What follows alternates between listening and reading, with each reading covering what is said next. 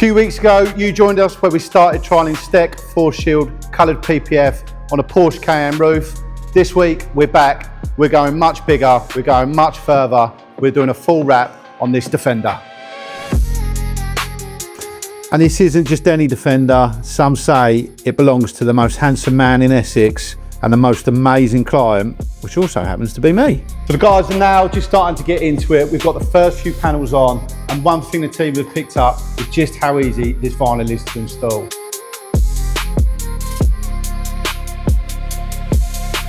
Traditionally, with a coloured vinyl, there'll be a lot more heat process involved where we're stretching to get round, but with this coloured PPF, it's going on so quickly and so easily. We've wrapped thousands of vehicles over the years. You can normally tell within the first few panels whether material is going to fight you or work with you. Rich, you happy? Yeah, mate. There's only so much you can learn from wrapping a single panel. Different shapes, different curves, different challenges. Every panel pushes the material in a different way. One of the biggest questions that we've got here in the unit is where does STEK Force Shield, Joe, not Force Field, live within the market? Traditionally, there's been two options and now we have a third. Option one has always been like your traditional coloured vinyl. It's proven, it's tested, it's been about for years, and we know it does the job for a colour change, but not full protection. Second one we've got here is just a clear gloss PPF and literally protects your paintwork, but gives you a nice, clean, glossy finish without the colour change. You'd obviously get all your paintwork protected. There's a guarantee on a product like this, usually between 7 to 10 years. It's self-healing, so really will look after your car, but won't give you the colour change. And then option three is what we've been trying and testing over the last week or two, is STEK Force Shield coloured PPF. We've used STEK for a number of years for our gloss and satin PPF finishes here, and it felt like the natural move to go towards. There are other products on the market like 3M, but it's really, really expensive. There's Arlon, which is still fairly new. I'm not hearing great things about that. The only other benefit that we've got with STEK Force Shield at the moment is they have got a big colour range, more than most. I think there's about 30 colours at the moment and we're expecting 60 towards the end of the year. And you can see there's some really punchy colours.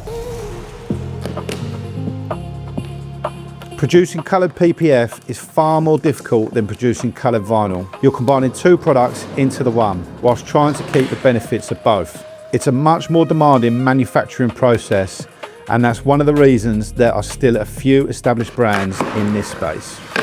Lovely stuff. But with all that technology comes one obvious question: what is the price? So to really lightly touch on the pricing differences as well with these installs, coloured vinyl, depending on what brand you use, but for a decent 3M, for a normal gloss finish, you're probably looking at 25 to 30 quid a linear metre. For a high gloss, maybe 35 to 40. For a clear gloss PPF, as I mentioned earlier, we use STEK, which is about 70 quid a linear metre. And then for the coloured PPF from STEK, you're looking at about 55 to 60 pounds per linear metre. So there's a big difference in cost between the three. This is why this is so competitive. When we looked at 3M coloured PPF when that first came out, I think that was over £100 a linear metre. I think it's come down now to under 100, but still a lot of money, especially when you're talking about 18 to 22 metres to cover your car in total. Really does add up quite quickly. One thing people often compare is the cost of the material itself, but in reality, that's only one part of the equation. You need to think about installation time, prep time, and also material waste, and the skill required to fit it consistently. All play a much bigger role in the final price than most people realise. A cheaper material that takes longer to install can quickly become the more expensive option.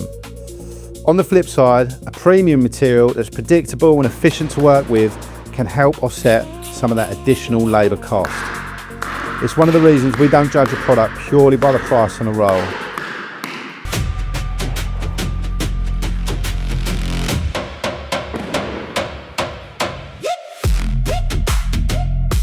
So how was this to install versus traditional PPF or vinyl? Very different traditional PPF install, because usually, as you well know, we've got cut kits for like a gloss or a matte PPF, goes on the body panel and gets fitted, whereas this is much quicker in terms of getting like a colour on and colour change.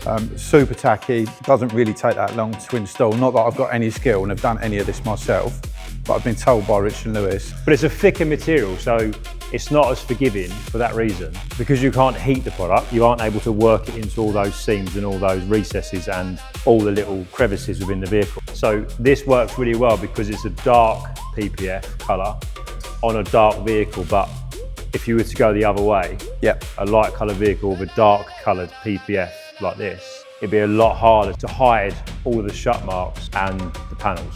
And with recessing as well. So this is a really easy car, just like you said, it's big, boxy, and it's nice flat panels. Probably Teslas as well, because they're all pretty flat. So any car really with nice flat panels and you want a colour change and protection, probably work really well. This material does work well on this sort of car, but if you were to use it on like a 911 or a McLaren 720S, something with loads of curves and reveals, I think you'd really come unstuck and it'd be quite tricky. So even when you open the door,